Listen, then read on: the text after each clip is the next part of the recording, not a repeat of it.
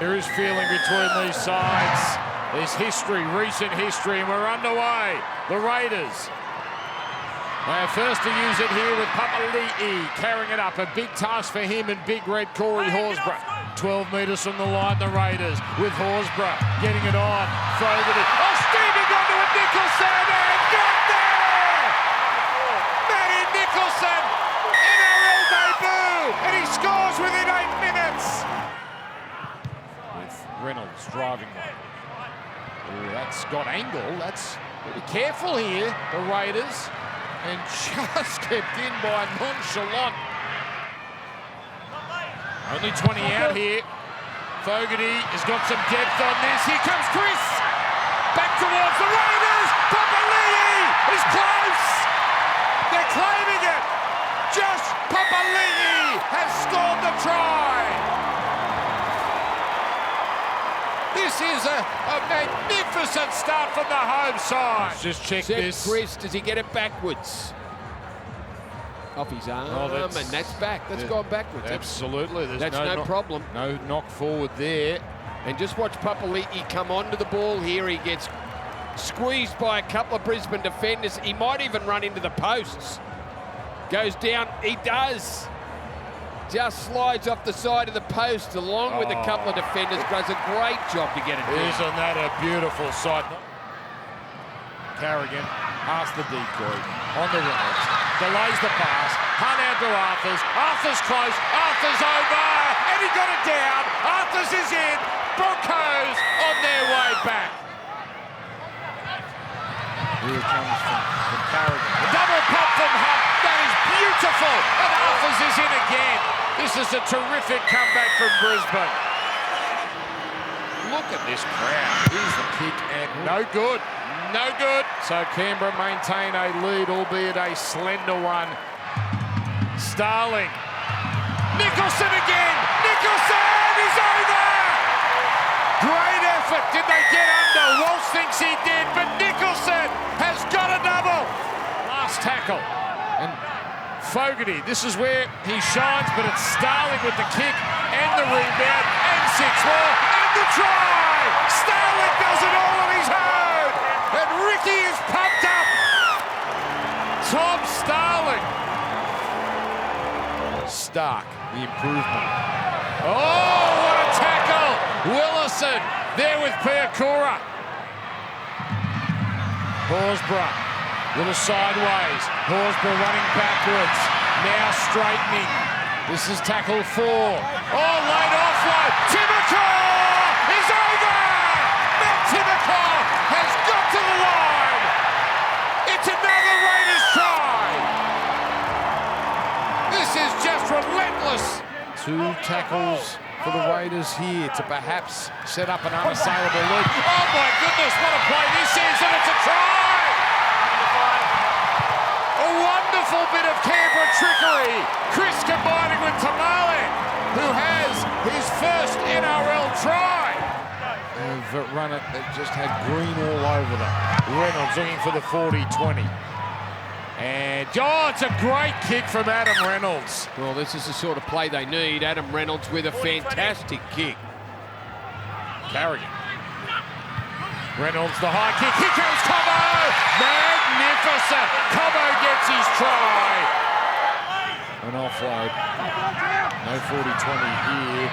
Reynolds. And there's the winger here. Where's Jamal? Nowhere to be seen. Comes here to Ricky on the Mariner. Mariner's got an opening. Mariner's through. Beats 2 of them. Comes to Weeks. Stands in the tackle. Hetherington 10 away. Hetherington close. That's off legs. But it is called a knock on. Now Young brings it back. Oh, Brisbane was so close. They need a try right here. Reynolds. Oh, yes, it's Arthurs. He's over. And he's got a hat-trick. Well, they've done to the Broncos what they did to the Warriors. This has been a wonderful win. A night to savour for these 18,000 at GIO Stadium. The Canberra Raiders are 2 wins from 2 games. Ricky, that was a hell of a game. What did you make of the Raiders? Yeah, it was. It was a was good to be able to back up week 1 after trip home, and we put a lot of work into the structure of our week and the scheduling of our week with Vegas, and our preparation was to just immaculate. It was just to a T. And then spoke to the boys after, enjoyed the win in Vegas. I spoke the next day about how we've got to be professional in regards to getting on the plane and getting back here and keeping our feet on the ground, because it was very easy to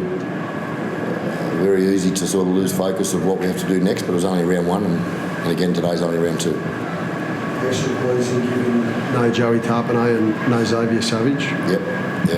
Oops, it is. It's to be able to do that tonight without Joe and Xavier, the other boys who filled in at the start of the week. I said they got big boots to fill, and they got a job to do, and they did it. I think everyone sort of. I kept sort of saying, we're a smaller pack, and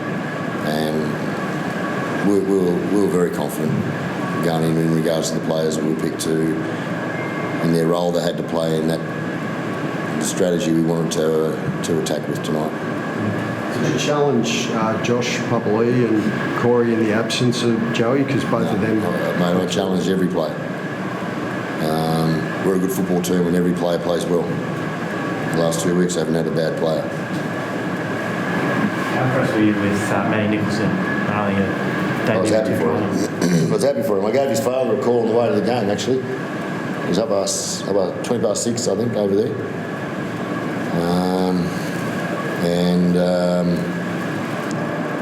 He'd already been up. I think he was as excited as Matty. And so on the way to the game, I had a good chat to Jason, and I could sense how proud he was. And he said he won't let you down. I said, and that's why I picked him. And he never did. He was wonderful tonight, Matty Nicholson. He was look, I had to make a decision between him and Hosco for round 1. It was I wish someone else could tell the boys if they're out, because I hate letting them down. I hate disappointing them.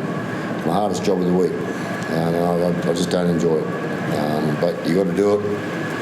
It's part of the job, and I knew there's other blokes there so upset they're not playing too, but it's bloody hard. But he was upset in Vegas, and Andrew Bishop said it in our breakfast yesterday morning, the debutante breakfast, that the way he handled the preparation, being outside the 17, showed how good a bloke he is.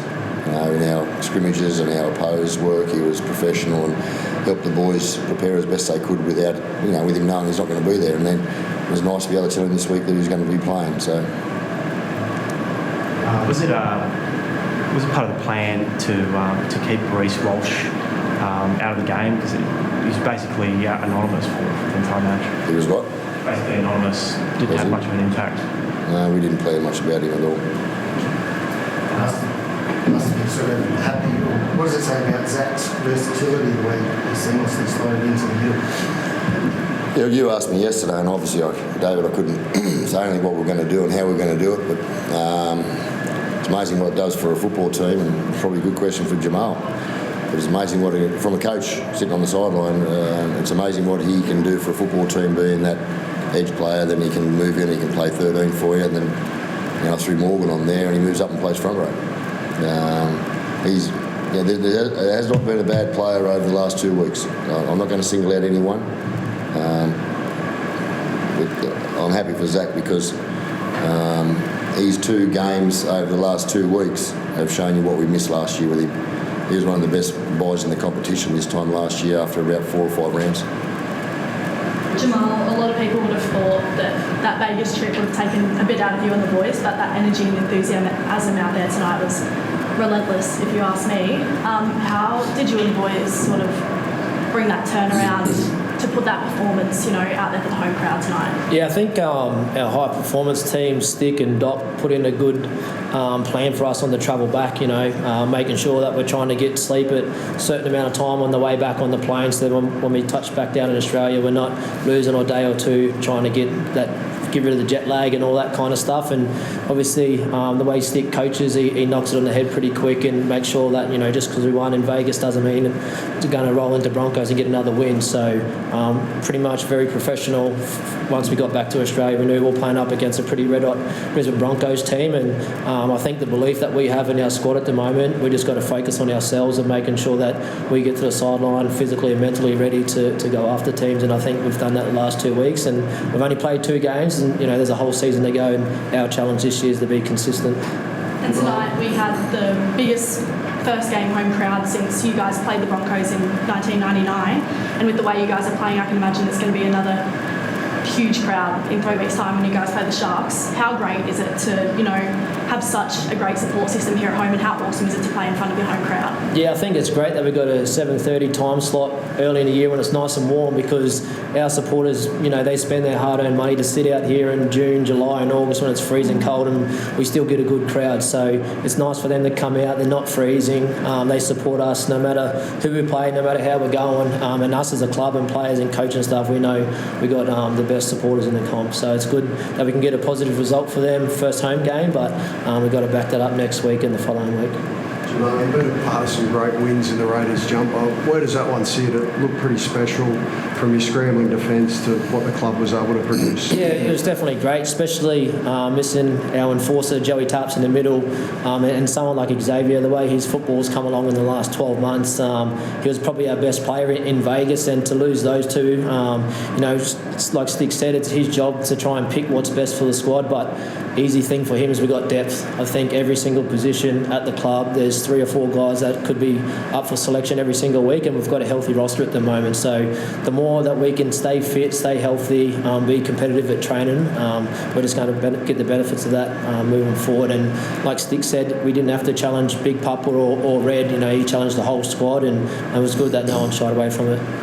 Jamal, you had a few missed kicks there, but then it was quite remarkable to see how the crowd really got behind you, and you slotted them after that. Yeah. Did that have an impact on you? Yeah, I get pretty dirty on myself, to be honest, especially because I put so much time into my goal kicking with Jared Croker and Andrew Bishop, and then obviously my general play kicking with Bish and Ethan Sanders and Strangey and Adam Cook. We're always probably doing 3 or 4 kicking sessions a week, so I know I can kick nicely, and tonight I shanked a couple and put us under pressure, and obviously led to a couple of Broncos tries, and I'll fix it up this week coming. You got a responsible crowd, so that's good. Yeah, that's good. It's good when we're winning. Probably wouldn't be so nice if we were on the other end of it, but it's good they get behind a couple of the kicks, but also our team. It was a decent game. What did you make of the Broncos?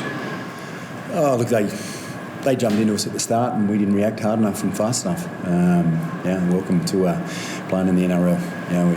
If you don't quite get your mark at the start, and we just didn't capitalise on being able to get back into the game the way that we know we can play. So it'll be good for myself to observe and work with the group now when you're into the season. There was a lot of hype last week. How you deal with that, we've got to make sure that we look after that together. Because I know I've got a very capable group. They haven't changed. It's just that we got jumped early, and they put a little bit more energy into what they were doing compared to where we needed to be. Any thoughts on why you might have missed the kick in terms of the start? That's the NRL. You've got to turn up on every single game, so it's a good lesson for us. You mentioned the hype. You think that obviously it was a massive win over the Roosters last week. I think that was a distraction. Not really. I mean, at the end of the day, obviously, I think one thing for us is that we're going to learn that from this one is that everything matters. Everything matters to be able to prepare and get yourselves ready for the NRL. It was a tight contest in the first half that unfortunately slipped away from you guys in the second half. What was that message going into the shed at half time that didn't quite make it out to the field in that second half? We just needed to play our brand of football. We didn't give ourselves in the check the first half. Although we were still in the game, we're nowhere near our best, and that sort of spilled over into the second half. We were loose again with our defence, and then didn't respect the ball. So. The Broncos were clinical in attack last week against the Roosters, and tonight that seemed a little bit rattled by the line speed of the Raiders. So, Madge, do you see that as sort of one of the reasons why the error count was a lot higher this week than last week? Yeah. Oh, look, I'll take a fair bit on this one. I'll keep that opinion to myself because I'll be able to share that with my players. But I'm going to wear a bit around this performance, just on understanding the playing group, getting to know them at a higher level. I'm learning about the group all the time. So I'm going to take responsibility on understanding the group and where I need to go. I learned a lot tonight. I actually did. I really learned a lot tonight. So obviously, what I learned tonight, I'm going to be able to chat with my players and go from there. And your first interchange wasn't until that 30th minute mark. Was that sort of a plan of yours to hold those fresh legs back until later on in the game? Yeah, I mean, obviously you look at a game and how it's flowing, and you've only got 8 subs, so how we sort of roll through our subs is planned, but sometimes that can change. But we obviously look at all those things and how we're going to move forward. Michael, you probably here last year when there was a bit of a smell in the stadium. I believe there was a bit of a smell down your end again tonight. I didn't, but I do know they want another stadium. Obviously, I've spent a bit of time here, and being a Canberra boy, we'd love to see a new stadium. Michael, you've obviously got that intimate knowledge about the Raiders, having not been that long ago that you were here as part of the coaching staff. How different was this Raiders set up to maybe the ones that you left when you took on the next coaching role after leaving the Raiders? Sorry, say that again. So how different is this squad, this Raiders squad, to the one that you left basically a couple of years ago? Look, I'm not really going to comment too much about them. I'm obviously focused on my group. I've really enjoyed coaching this group, and I still am because of what I know is within the group. So we'll stay focused on that and work really hard, obviously, to work into next week.